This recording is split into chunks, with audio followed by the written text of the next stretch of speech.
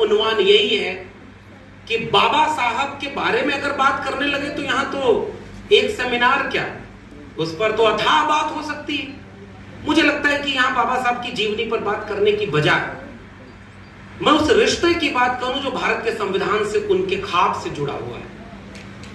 वो संविधान जिसे बाबा साहब की अगुवाई में बनाया गया।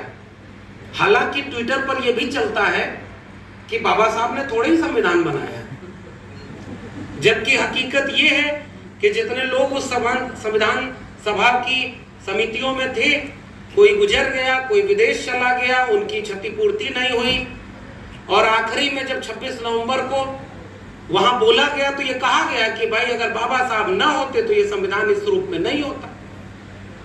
हालांकि कुछ और अतिवादी लोग ये भी कहते हैं कि ये तो ओरिजिनल संविधान ही नहीं है। मेरे पास एक फोन आया, उन्होंने कहा ये जो आप लोग चीख चीख के कहते हो कि भारत का संविधान खतरे में से बचाना है, वो तो संविधान ही झूठा है, गलत है, बेकार है। ओरिजिनल संविधान तो स्टेट एंड माइनॉरिटी में बाबा साहब ने लिखा हुआ।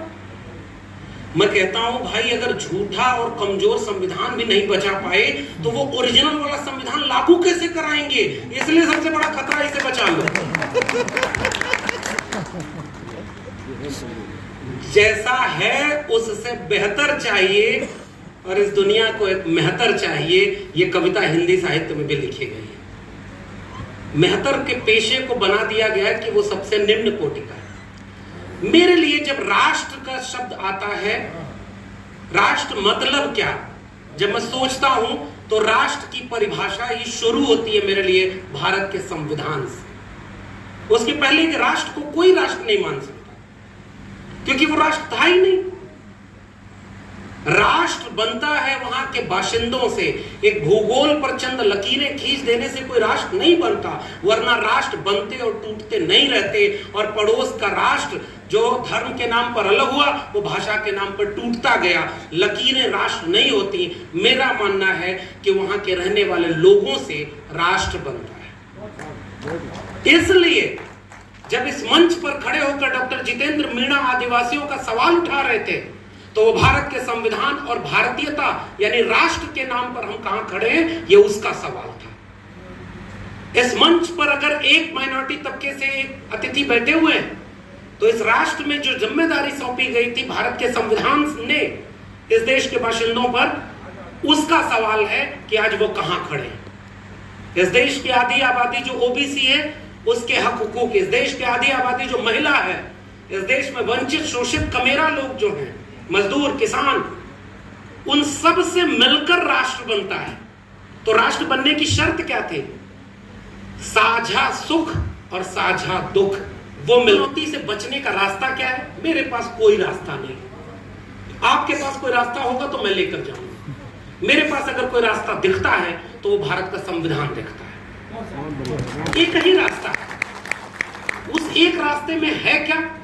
जो लड़ाई हमारी विरासत की है, मुझे लगता है कि उस विरासत की लड़ाई में अगर शिक्षा सबसे प्राथमिक थी तो उसको तो नई शिक्षा नीति में बर्बाद कर दिया। प्रोफेसर राजकुमार ने बोला है, और उसमें अगर वक्त होता तो मैं और जोड़ के बता देता कि बचाने को शिक्षा में कुछ है ही नहीं।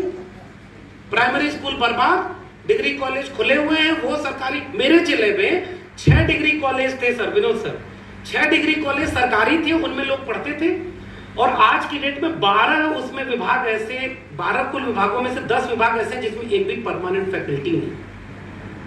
मैं दिल्ली विश्वविद्यालय से आता हूं और 10,000 शिक्षकों में से 5,000 शिक्षक, 6,000 एडहॉक हैं। मैं खुद 12 साल से एडहॉक हूं। आज तो उनके अखंड भारत के खिलाफ बोल रहा हूं। पता नहीं कल तक नौकरी बचेगी कि नहीं बचेगी, मुझे नहीं पता। लेकिन भाई आपने बुलाया है कि भारत का संविधान और रखी है आपने बाबा साहब और तथागत बुद्ध की मूर्ति, तो मुझे लगता है कि उनसे हिम्मत लेकर के यहाँ आंख में आंख डाल करके सच कहना चाहिए। बुलडोजर आप झेल लीजिएगा, मैं तो सच बोल के जाऊंगा। तो उस शिक्षा में असल में बचाने को कुछ है ही नहीं। और चूंकि शिक्षा बर्बाद होगी, इसलिए एक अनियंत्रित अपढ़ कुपढ़ बेरोजगारों की भीड़ तैयार हो गई है, जिसको काम देना है, इसलिए उसको सांप्रदायिकता की आग में झोंका जा रहा है। कितने पढ़े लिखे घरों के लोग त्रिशूल तलवार लेकर जा रहे हैं? ये भारत के संविधान में नहीं था। भारत का संविधान एक वैज्ञानिक चेतना के डेवलपमेंट की बात करता है ना, तर्क विवेक की बात करता है ना। वो कहता है कि सबको सबकी इबादत का हक है, उनको इबादत करने दो। हमारे यहाँ तो चार्वाक और लोकायत दर्शन भी हुए ना। हमारे यहाँ तो षट दर्शन में पदार्थवादी दर्शन भी थे ना। हमारे यहाँ तो कबीर भी थे, रविदास भी थे। मैं दोहे नहीं सुनाऊंगा, लेकिन विरासत ये है कि उन्होंने जो विरासत चुनी अखंड हिंदू राष्ट्र की, उस विरासत में केवल कर्मकांड, अंधविश्वास और वर्चस्ववादी हिंसावादी तत्व है। हमारी विरासत में तथागत बुद्ध के हाथ में कोई अस्त्र शस्त्र नहीं है, अंबेडकर के हाथ में कलम का हथियार है। हम कलम और किताब वाले लोग हैं, उन्हें तलवार तो शुरू पकड़ाया जा रहा है। ये वर्तमान दौर की चुनौती है। अगर इस चुनौती से लड़ना है तो मुझे लगता है कि कलम और किताब, भले इंस्टीट्यूशन बर्बाद हो जाएं, व्हाट्सएप पे मैसेज आता है ना, देखते ही फॉरवर्ड करिए, शाम तक अच्छी खबर आएगी, नजरअंदाज कर देंगे तो बुरी खबर आएगी। आप जय भीम भी बोलते हैं, धीरे से फॉरवर्ड भी कर देते हैं, हो सकता है बुरी खबर ना आ जाए। मैं कहता हूं अगर फॉरवर्ड करना है तो गुलामगिरी, एनिलेशन ऑफ कास्ट, भारत का संविधान और मंडल कमीशन, ये 4 किताबें फॉरवर्ड करिए। ये वर्तमान चुनौतियों से लड़ने के लिए ताकत देगा और शिक्षा ही लड़ाई को जीतने की काबिल बनाएगी। कलम और किताब से ही त्रिशूल और तलवार, बम, गोला, बारूद, इन सब से आप लड़ सकते हैं। और यही आज के वर्तमान दौर की सबसे बड़ी चुनौती है। अगर ये लड़ाई हार गए तो भारत का संविधान नहीं बचेगा, बाबा साहब के सपनों का भारत नहीं बचेगा। खुले आंखों से एक ऐसा ख्वाब देख रहा हूं कि उस महिला की बंद आंखों के सामने जो तराजू लटकी हुई है, उसके सामने एक बुलडोजर खड़ा है।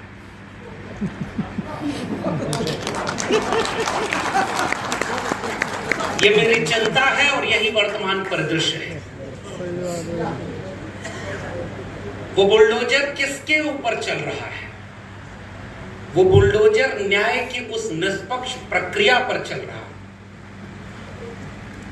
मैं उन लोगों के सामने मुखातिब हूं जिनके पेशे की ये जिम्मेदारी है कि वो अपने मुवक्किल का पूरा मुकदमा लड़ते हुए ये साबित करते हैं कि इसने गुनाह किया है या नहीं किया है। ये न्यायपालिका के सामने साबित होगा और इसका तकाजा लिखा भारत के संविधान में।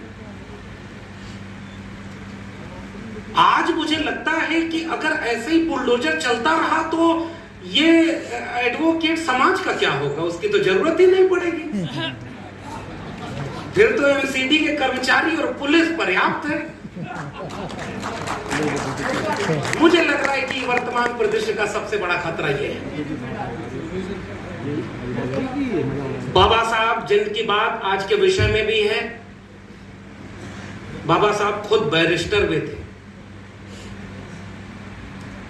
मुझे लगता है मैं अपनी बातचीत की शुरुआत में बिल्कुल एक छोटी सी कविता पढ़ना चाहता हूं। अवतार सिंह पाश की कविता है भारत। भारत मेरे सम्मान का सबसे महान शब्द, जहां कहीं भी प्रयोग किया जाए बाकी सभी शब्द अर्थहीन हो जाते हैं।